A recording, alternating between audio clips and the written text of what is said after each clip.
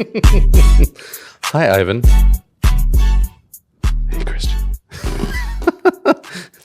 What's going on, Poppy? Nothing much. How are you? Good, man. It's been a minute since we did a podcast together, but this one's going to be a little bit different because this one will have the element of mouth pain. Yeah. This one is going to feature Ivan Labra or Ivan Labra, depending on if you're Caucasian. I think the word Caucasian is really funny, but it was just left over from that last conversation. Yeah, so we've got Ivan, we've got Christopher Tallon. We're here at Carbon Stories, Ivan's favorite place on earth. And we also a little bit different for Chris's podcast. Well, it's like we're co-hosting each other, but we're adding some video elements. So we're going to be featuring this, not just audio, but it'll be on YouTube. We're going to make some reels out of this. Really anywhere this can go. Yeah. You never know. Yeah, no. So, yeah, we'll be talking about creative stuff for the most part. And we'll also, at some point, be doing something that is not a ripoff in any way of anything that you've ever seen on YouTube. We'll be doing spicy wings, increasingly spicier wings at some point, and asking each other odd questions. But let's start with the more usual material for us, which is creativity. Mm-hmm. You know what? I'm actually going to go first because I'm so used to doing me being the interviewer, and I'm a little bit excited to be able to talk about myself a little bit right now on my own podcast. Yeah. So the first thing that we wanted to talk about was how we each got started in our respective fields.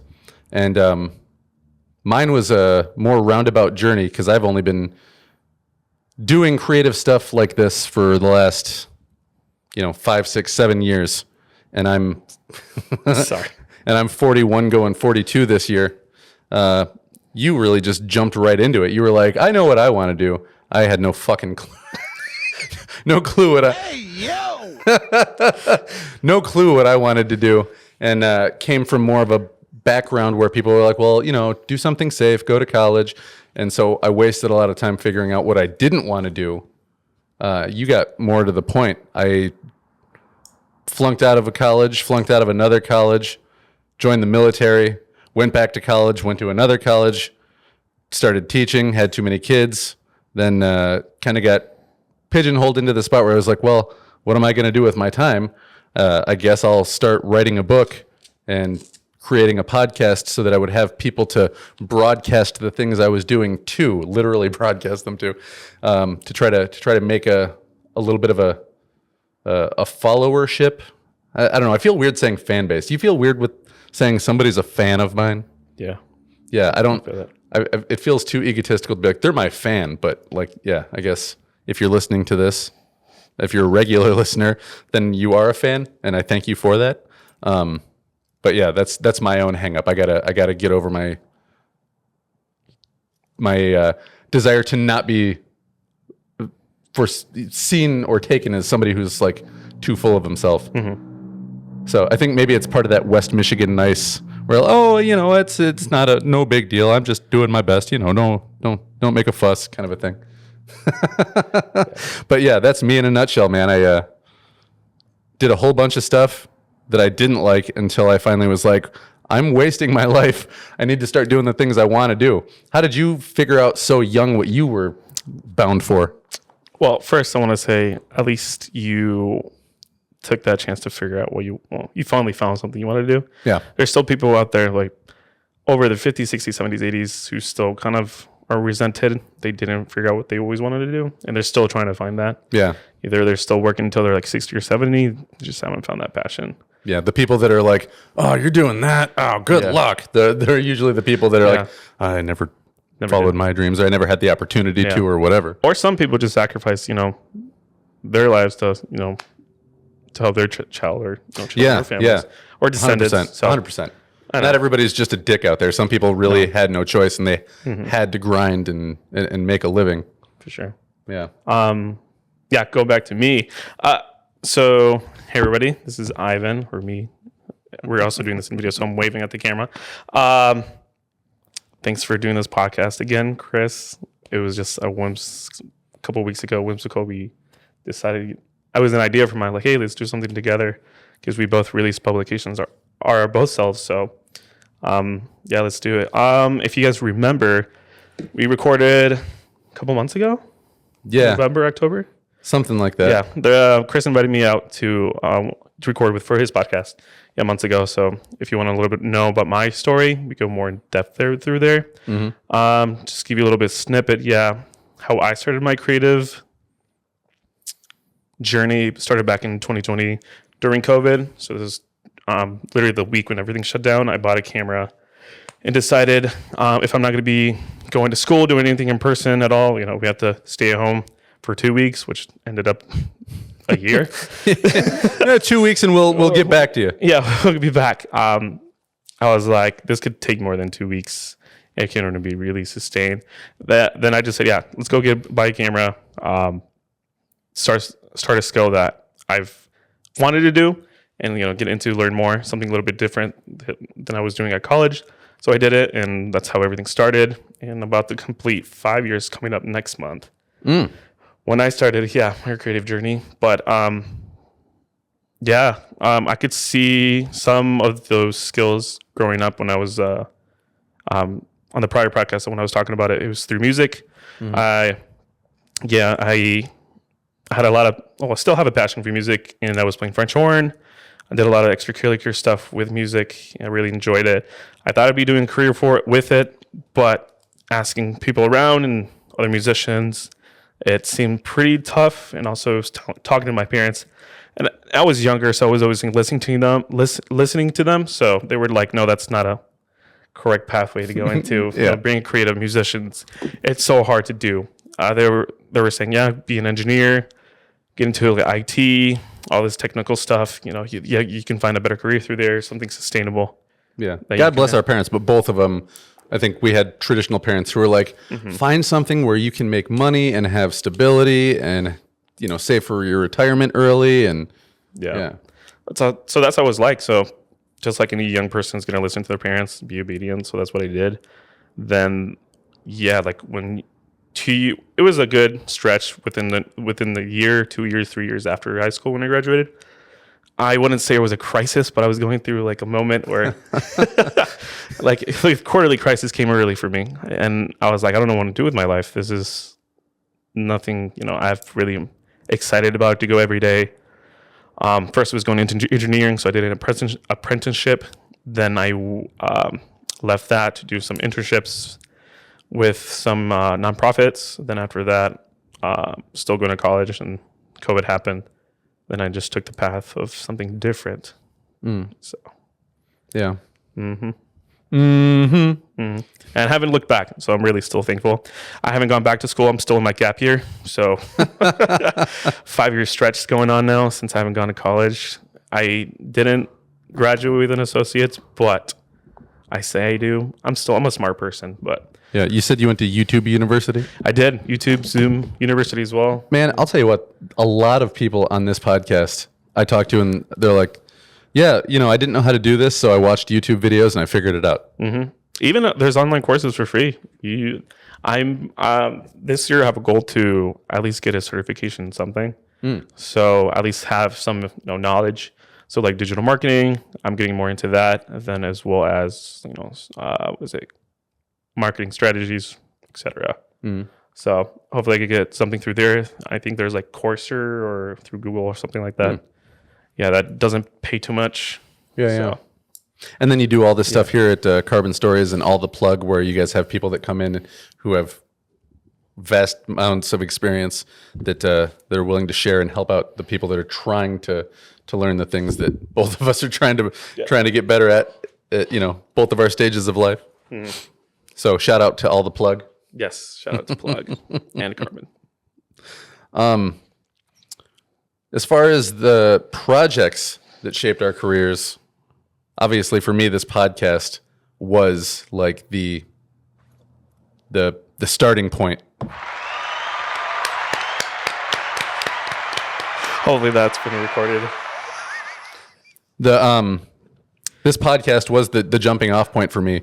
And I got to give a shout out to the guys from the Gig Economy podcast and Hey Guys, what is it called? Hey Guys Productions or something like Hey Guys Studios. Anyway, Hey Guys. They produce podcasts and they kind of needed a guinea pig to be like, see, this is a podcast that we've produced. And that just happened to be me. So they were like, framed it to me, very smart. They sold it very well to me. Hey, you're trying to sell this book that you're writing at some point. Why don't you start a podcast and you can, pick up a few people here and there for the podcast, and then you'll have a base to start selling the book to, which ended up working pretty well. And when I started selling books, immediately I had, not huge numbers, but people in Virginia, California. Shout out to a dude named Mo near New Orleans, who's been a kind of an Instagram friend that heard of me through the podcast and has supported my books and all that kind of stuff. So yeah, I guess the podcast really was the snowball that started falling down the mountain, and then the books, and then the audio stuff that I've gotten from people knowing that I do the podcast, helping out with like the trauma project stuff. Yeah. And it just kind of his word of mouth snowballed into these bigger and bigger things. Yeah. So basically the structure of the seeds of how everything started for you. Yeah. Okay. Yeah. I'd say the same thing for me when I bought that camera. I don't know. For me, so now like giving thanks, now that you gave shout outs, definitely giving shout outs to Plug and also Carbon. They definitely planted that seed and kind of helped me spark and grow into the creative I am today. So, because when you bought the camera, were you like, "Ooh, I'm going to be a photographer," or did you just get it and go, something, and then you started going like, "Oh, this is fun. I actually really enjoy this." Yeah, something for fun and get my mind out of the world, everything was happening during that time. So I came across Plug back in 2019. I already said this in the prior podcast, but yeah, that's how I started to meet everybody here. Then slowly we were going into 2022. So we're slowly getting into 2020 when everything was transpiring. Yeah. And I knew there was a point we want to be able to meet. Then I was like, I have to do something. I don't want to be a bum and just sit at home, right? Watch TV or be on my tablet or whatever. Yeah. Just do nothing. So I had to take approach and initiate something. Got to do something for yourself. So, yeah, shout out to the fam, Carbon fam. Yeah, good people here. Okay, yeah, tell us about the creative times, because you and I both kind of, as far as our literary projects go, we've got some bleed over.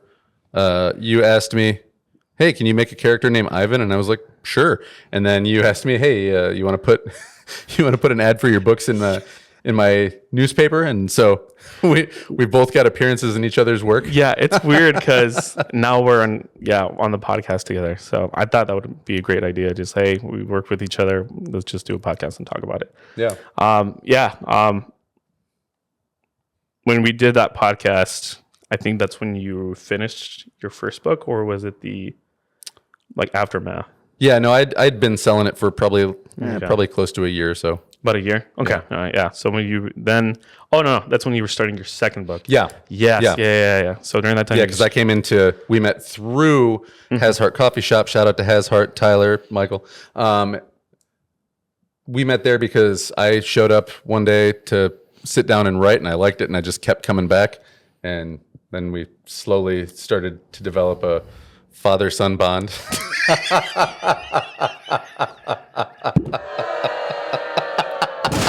Heck no. All right, no. No, yeah. So me and Chris got, very close. So I seriously appreciate our friendship. Because I remember when I met you first, it was through actually Mike, and it was through the not Laugh Fest. Oh, it was at the Wimmy thing.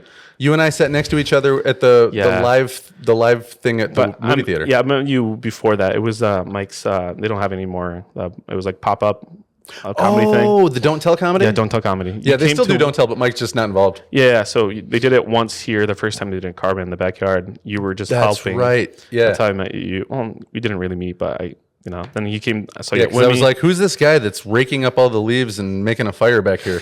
He goes, oh, that's Ivan. He's the manager here. I was like, oh, okay. yeah. So I met Chris. He came like once or twice during the coffee shop, and yeah, we came across each other at the Wimmy event that happened at Grand Rapids North Celebration Cinema. Yeah, because I saw you at Carbon, saw you at the coffee shop, saw you doing videographer stuff at the Wimmy thing, and I was just like, Jesus, this guy's everywhere all the time doing everything.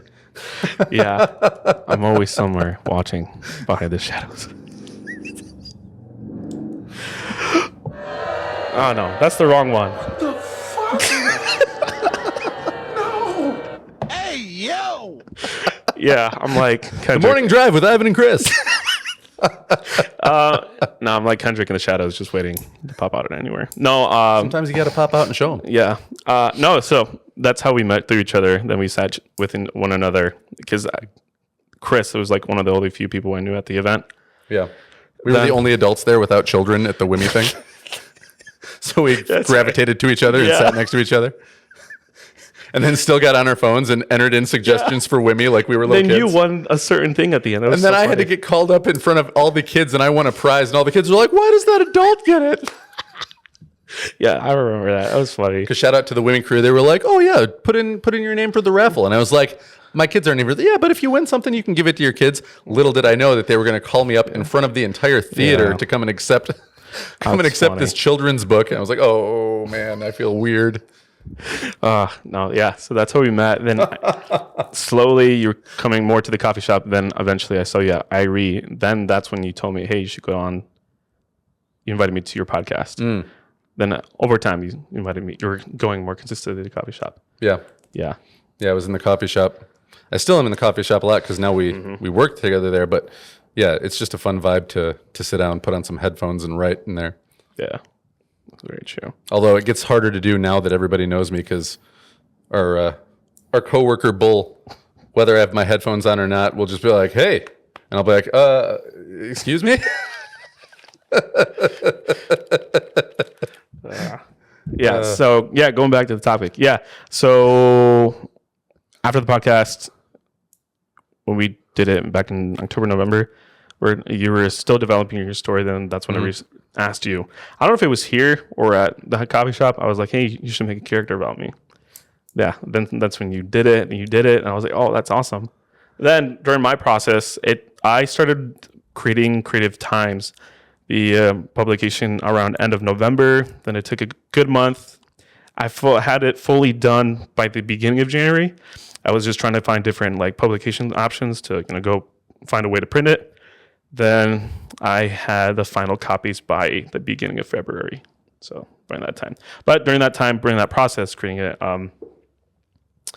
I definitely needed help. And I knew Chris was an author. So I was asking him, hey, like I know you have so much grammar, all the et cetera experience with writing. Can you just like co-edit for me, like figure out if there's anything that's wrong or sounds better, et cetera, just peer review. Yeah. Then there was also some spaces in my page 3 of my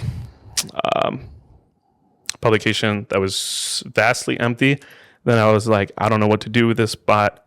I wanted to put an ad there, but what do I do? Then I thought about Chris instantly, which is funny. I was like, should I put Chris here? Convert him as an ad, put himself out there. Then I was like, yeah. And then I asked him, and he was like, yeah, let me do it. Then, I'll let you create. Yeah, I made a little something on Canva. Yeah, that was pretty funny. Said, how's this? And then it turned out to be like 10 times bigger in the newspaper than I thought it was going to be. And I was like, ooh, whoops, sorry. It's cool though. No, so page 3 is my personal favorite out of the publication because there's a lot on there. There's ads. There's also a story about the Detroit Lions, another small article story about Kendrick Lamar. I was going to say I shared a page with Kendrick, so I knew it was special. Yeah, Kendrick's one of my favorite artists. Then there's a huge spot on the bottom that I was like, I don't know what to do here, but I wanted to add. I don't want to put in my own ads, like what I'm going to do, photography services. No, this is my own like creative, design. Do everything that I'm doing is going to be shown on the publication. So I didn't really need to put myself there. Then I was like, thought about Chris instantly, and it worked. Oh, Yeah. Hey, yo! we're having a lot of fun with the drops today. Yeah. So, what was the experience like launching both projects in tandem? I think it was fun, man. I think it worked out nice. It was weird because I intentionally wanted to drop it in January, but it just took me a while because I was actually waiting for a camera filter that I needed to shoot with myself. Shout out to Joel at Kentones on Instagram. He helped me do a shoot for myself. Doing something very creative. I was just waiting for a certain camera filter for my camera. So that arrived mid-January, and we did that. Took some cool creative headshots, also some concept photos. It's on my Instagram at bigive._. And so we did that. Then it took me a couple days to edit it. Then just put an official headshot of a creative headshot on my newspaper, and then add the final details. Then sent it in to get the copies. So that arrived February, the first or second week. So actually, my release was on February 8th, which was on your same day of your release. Yeah. Which was crazy. I wasn't planning that. Yeah, no, that was wild. And especially, it's funny too, because you wanted to release yours a month before, and I originally wanted to release my book 5 months before, and was, well, this will get into the next thing that we're going to talk about, which I guess we can just flow into that. Talking about the journeys and the projects that shaped our careers. This, not going back too far, just on this last one, I wanted to put my book out last summer, at the end of last summer, and I told people that that's when it was going to come out too. So sorry to the people that were like, "Oh, that'll be my summer read." But I got to a point where I was like, I can hurry up and finish this, but I won't be happy with it. And I just was thinking 5, 10, 15 years from now, will I be happier that I hit my deadline, or happier that I said screw the deadline and made something that was what I really wanted to make? Yeah, well thought out. Yeah. So happy I about was, sorry everybody, but I'm not going to give you this book for another couple of months. And I think the end result though will be a lot better for me moving forward too. No, as it should, because same thing. Yeah, I want to release in January, but it just took a while to get everything going. Same thought went into mine. I definitely want to just take my time with it. Giving more context of it, because not a lot of people know. So last year I did take a hiatus out of all social media. I think I mentioned that in the prior podcast. I don't know if I did. I think you might have been in the middle of doing it on the last podcast. Mm-hmm. Yeah. So I was in the hiatus. I didn't really need to tell people. I'm not that type of person to post, "Hey, I'm leaving Instagram." I feel like you're lame, dude. Just nobody cares. Literally, nobody really cares. Everybody has their own life going on. Everybody has their stuff. So it's okay. You don't have to tell everybody what's happening. There will still be other stories, other reels, other posts. Absolutely, yeah. So how everything happens on Instagram, Facebook, this algorithm thing. I don't know if it's really an algorithm, but you can. It's hard now to see who you want to see. Yeah. Sometimes because of sponsorships, or depends on how much you engage with other accounts you're working with, or you like most. It's going to be mostly shown there. So I took a hiatus. Go back to the story. I just want to take some time with myself, dive deep more into my passions. And halfway through the year, I wasn't really thinking about doing a publication of a newspaper and talking about what I did last year and everything that I love all into one medium form. So by June or July, that's way halfway through when I knew it was going to come back. I didn't want to do a simple post. Not everyone's going to see it, but if you do something different, creative, in a certain way, it can definitely grab attention and capture somebody's eye. So yeah. Ooh, there's one thing here on our little show script that says explore the journeys and projects that shaped your career. And I guess for me, being an English major definitely shaped my writing, because I took a bunch of creative writing classes, and that was the first real time, at least as an adult, where people were like, "Hey, you're good at this." And so working on all the creative stuff that I'd worked on to help get my degree helped. And then teaching, I taught English language arts at the middle school level here in Grand Rapids. And I was a big proponent of, showing kids how to do something instead of just like, read this and try to make it up. So I'd sit there on a daily basis almost and write like a short story or a poem in front of 30 kids at a time. And I wouldn't just write one in first hour and then be like, all right, this is what I wrote in first hour, look at it. I would write a new one every hour, and kind of was like, oh man, I have a pretty deep well that I can go into here. And then when I stopped teaching because my wife couldn't keep her hands off me and we had one too many kids, then I was like, yeah, let me revisit that well and see if I can actually write a whole book. And it just so happened that it kind of timed up with 2020. And so, yeah, what else are you going to do besides grow your beard and hair out, So I really committed to writing a book with no intention really of publishing it. But once I got close to being done with it, my wife, who's my first reader, was like, you should definitely publish this when it's done. I was like, really? Let a couple other people read it. And they're like, yeah, dude, you should definitely publish this. So I guess shout out to COVID. I know COVID was tragic. Very, very, very tragic. Boo. Yeah. I know COVID was tragic for a lot of people and people died, and I'm not trying to make light of that. But the positive side of that, the silver lining, I guess, is that a lot of people who were, feeling any kind of dissatisfaction with just their general direction said, let me just try something here. Yeah. You know what I mean? And I think I mentioned this in the prior podcast we recorded. I said there was COVID also created a creative renaissance. Yes. Creative renaissance. That's Yeah. the word I was trying to say. I can't even talk right now. Sorry, guys. Yeah. Yeah. Lots of bands were like, let's just write a bunch of songs. Yeah. So and definitely came about a creative renaissance that like definitely we haven't seen before, in the digital world. But Yeah. so it's been insane. Yeah. It was really something that me and my creative friends, you, Mike Logan, other people, talked about. Like, man, when the world starts to go back to normal, there's going to be a lot of good music. There's going to be a lot of good movies. There's going to be a lot of good, you name it, just because people were stuck with their ideas and nowhere to showcase them. So there was just all this artistic expression just building up and building up and building up. And finally, 2022-ish, people started kind of going back outside again and going into When I saw the public light again. spaces. Back when I saw the light again. Yeah. So, yeah, as much as it feels weird to say it, COVID, I think, played a big role in both of our journeys. Yeah. Big role. Yeah. That's insane. And apologies to anybody I might have offended. I wasn't trying to say COVID was a good thing overall, but you got to find the silver lining in the tragedy sometime. So,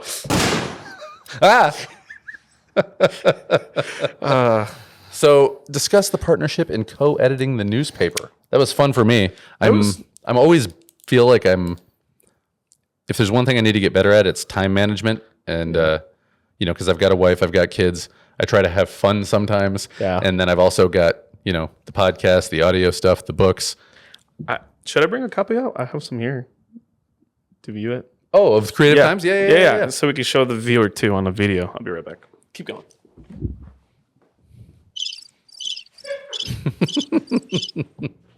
So while Ivan's getting this, I'm going to do my Kendrick Lamar impression. No. Oh, do you not have him? Oh, yeah. There you go. Yeah, so just a more in-depth description. Ivan kind of came out of his cocoon that he buried himself in when he went off socials and kind of emerged with a rebrand and wanted to create a project that kind of showcased the things that he had done, the things he is going to do, the changes that he's felt in himself as a person and as a creative, and it all came together in what turned into a little like 4-page, right? 4-page? Yeah, it's 4 pages. A 4-page newspaper. Very, very professional, and if somebody just saw that laying around, they'd be like, "Oh, which newspaper is this?" It doesn't look anything other than spectacular and 100%, No, yeah. So real. Not to say, I mean, it's real. I'm touching it, but like it looks like an actual publication that would be sitting down next to Wall Street journals, and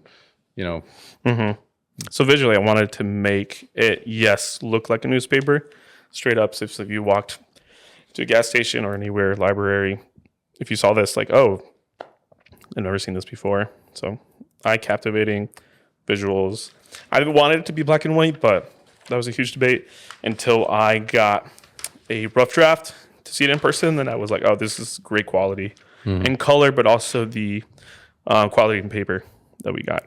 yeah, yeah. And Go ahead. let's show our friends. Kendrick and me and the Lions, which are all of Ivan's favorite things. Then here on the right side is everything that I've been a part of throughout the year. Also, shout out to All the Great Podcast. If you're a Lions fan, I'm part of a podcast. I did not start it, so a couple of friends of mine. Shout out to Caleb, my brother Adrian, Plax, and Clay. So if you're hearing this, shout out to Megan too, who runs our social media. So I'm on the couple episodes, not all of them.